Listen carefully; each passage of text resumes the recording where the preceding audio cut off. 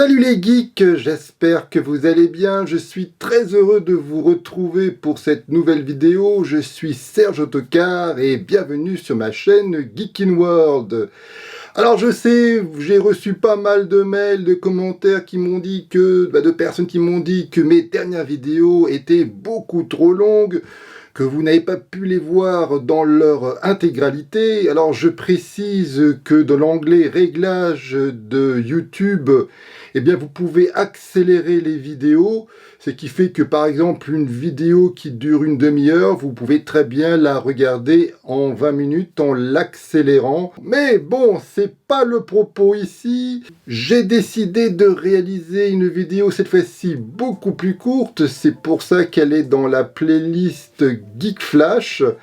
Et c'est un peu un nouveau concept. Je me suis dit que de temps en temps, j'avais envie d'organiser un petit rendez-vous amical entre vous et moi, où je vais tout simplement me poser et vous parler de mes derniers achats, notamment dans le domaine du DVD, du Blu-ray, des livres, de la bande dessinée, des bandes originales, pourquoi pas, et également pourquoi pas commenter les dernières news que vous avez comme moi pu lire dans le domaine de la culture geek. Donc je me suis dit que c'était un petit rendez-vous qui pourrait être sympa, et si vous appréciez, n'hésitez pas à liker la vidéo en masse et à mettre dans les commentaires si vous appréciez ou non ce genre de vidéo. Et c'est pour ça qu'on va tout de suite enchaîner avec mon premier achat, et j'ai donc voulu vous parler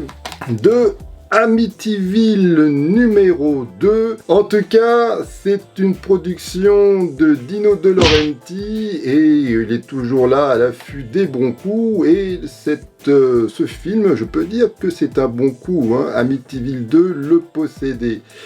Car pour moi, le premier que vous avez tous vu, Amityville, la maison du diable, sorti à la fin des années 70, qui est devenu un classique du genre, pour moi, a énormément vieilli. Je pense même que ma nièce, qui est en ce moment âgée de 8 ans, rigolerait en voyant le film. Je pense que ça n'effraie vraiment plus personne. Par contre, je ne vais pas montrer à ma nièce Amityville 2, car il est encore aujourd'hui bien plus puissant et bien plus glauque que le précédent film. Alors, Amityville 2, c'est une préquelle au premier film. Alors, je ne vais pas vous faire l'affront de vous parler du premier film. Vous connaissez tous la famille Lutz qui emménage, reste plus ou moins 30 jours dans cette baraque et fuit en raison des événements, on va dire, cauchemardesques qui s'y passent. Voilà.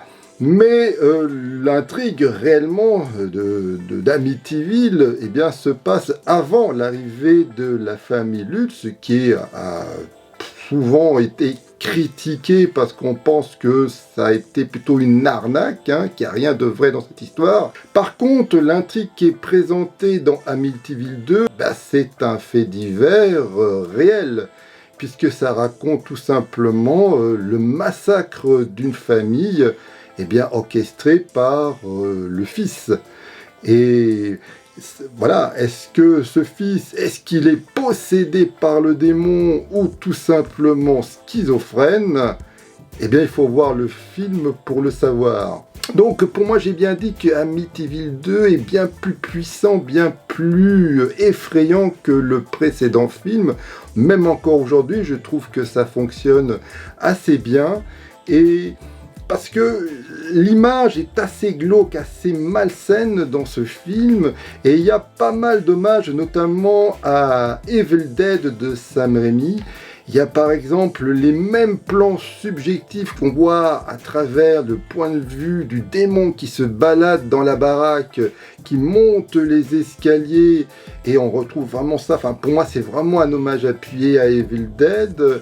Il y a aussi ce fameux plan où la caméra suit le personnage principal de l'intrigue, donc le fils, et tout d'un coup, l'image se met à l'envers, et donc voilà, le fils, la tête du fils est donc en bas, vous voyez ce que je veux dire, l'image est renversée. C'est un style qu'on voit ça régulièrement dans le cinéma horrifique, on voit même ça dans Midsommar, mais là, la façon comment c'est fait, ça ressemble exactement à ce qu'a fait Sam Raimi dans Evil Dead. Voilà, ça symbolise tout simplement la folie du personnage. Et il y a aussi d'autres scènes comme dans la cave, on voit que la canalisation sointe de sang, ça c'est du pur Evil Dead. Donc voilà, c'est vraiment un film bien plus, c'est vrai, grand guignol que le précédent film. Ça, on a vraiment pas peur là de rentrer vraiment dans le domaine de l'horreur. C'est vraiment un film glauque, malsain, ça raconte quand même la déliquescence d'une famille via un père qui devient de plus en plus violent, via justement toute l'intégralité du membre de sa famille. Hein, et le mec, c'est un vrai salopard, il balafre tout le monde, et ça parle également d'inceste entre un frère et une sœur. Ça m'étonne pas, vu tout ça, que le démon s'intéresse à eux. Donc voilà, moi je trouve que c'est un film qui mérite vraiment le détour. Il est beaucoup moins connu que le précédent film. Donc c'est édité chez Back Film. Alors je sais, il y a une intégrale qui est sortie, un coffret qui regroupe les 3 premiers films. Moi je vous recommande vraiment pas. Le premier, comme je l'ai dit, il a vraiment très mal vieilli, et le 3e est nul, disons-le tout de suite. Donc moi je pense que le seul film qui mérite encore aujourd'hui d'être vu, eh bien c'est celui-là. Et en plus la copie est assez correcte. En tout cas je vous recommande vraiment de voir ce film. C'est vraiment encore aujourd'hui très sympa, ça reste efficace. Second film que j'ai acheté, c'est Death Warned Up. Vous pouvez l'acheter parce que c'est cumulé avec le dernier Mad Movie. Le Mad Movie sorti le mois de janvier. Et alors Death Warned Up, je l'avais déjà vu il y a 25 ans, puisqu'il a été édité en France sur en cassette vidéo VHS chez René Château. Et depuis, le film n'est jamais sorti en DVD ou en Blu-ray. Je parle bien évidemment en France. Faut dire que c'est un film quasiment inconnu dans nos contrées. C'est un film malheureusement qui n'est jamais sorti en salle. Et malgré sa réputation à travers le monde de films cultes, il est quasi inconnu chez nous. Et c'est dommage, c'est vraiment immérité. Il faut savoir que c'est quand même un film qui a reçu le Grand Prix, le fameux Grand Prix fantastique du Grand Rex lors de sa présentation. Et pour moi, c'est Death Warned Up qui est un film sorti donc en 1984. Ça mérite largement le détour. Donc on peut dire que la sortie de Death Warned Up en DVD là en France, c'est un événement, et si vous ne l'avez jamais vu, rien que pour ça, ça mérite le détour. Alors, c'est un film sorti, comme je l'ai dit, en 1984, c'est un film néo-zélandais, c'est réalisé par David Driss, bref, je ne sais pas comment on prononce son nom, malheureusement, je suis un nulard en anglais, et c'est considéré comme le premier film gore néo-zélandais. Non, on pense toujours que c'est Bad Test de Peter Jackson, mais non. Le premier véritable film gore, c'est Death Warned Up. Alors, je vais pas vous raconter l'histoire, c'est pas le but ici, parce que je souhaite passer vite sur... faut que ce soit une vidéo rapide. Mais on peut dire que c'est une sorte de relecture de l'île du docteur Moreau. Et c'est vraiment un film ancré dans les années 80. Hein. C'est vraiment un film, en termes d'esthétique, c'est un film assez clipesque. Hein. On est vraiment dans la lignée des films comme Razorback. Et moi, c'est un film que j'aime bien. C'est vraiment un film qui a pas mal d'influences, et la première influence qui saute aux yeux, c'est bien évidemment David Cronenberg.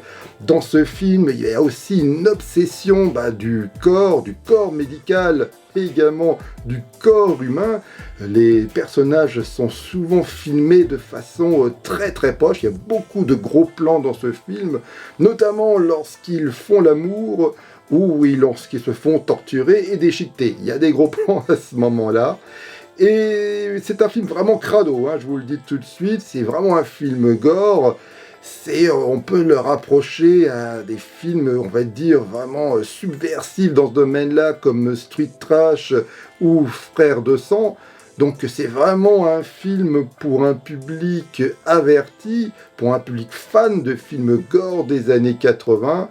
Parce que voilà, on va dire tout de suite, c'est un film qui flirte, la série B subversive vénère, et également la série Z glauque et malsaine. Et donc il y a les influences comme David Cronenberg, mais il y a aussi les influences à Colline des yeux, Massacre à la tronçonneuse, Evil Dead encore une fois, mais lorsque vous faisiez un film d'horreur dans les années 80, Evil Dead est souvent une référence, c'est un film qui a beaucoup marqué, et lorsqu'un film a une accroche comme ça, nous n'avons qu'une seule vie, mais plusieurs façons de mourir. Un film qui a une telle accroche, ça ne peut pas être mauvais, ça peut être qu'une œuvre jouissive. Donc un film vraiment il faut réserver ce film à un public fan hardcore de films d'horreur des années 80, parce que sinon le reste du public, vous n'allez pas aimer, je vous le dis tout de suite. Si pour vous Street Trash ou Brian Damage, enfin des films de ce genre-là, ça vous dit rien, vous allez pas accrocher à Death Warmed Up. En tout cas, moi j'ai bien aimé, c'est un petit événement cette sortie, donc je vous recommande vivement d'aller voir ce film, qui est un film d'horreur punk. Il y a aussi hommage à Mad Max, enfin moi j'aime bien. Donc si vous aimez les films d'horreur vénères, et Death Warmed Up, c'est pour vous. J'arrête la vidéo maintenant. Likez la vidéo en masse, partagez-la car c'est bon pour le référencement et surtout le partage c'est la vie. Abonnez-vous à ma chaîne si vous ne souhaitez pas louper la prochaine. La prochaine vidéo sera une critique du film de Sam Mendes 1917 et je vous dis à une prochaine fois. Allez, bye!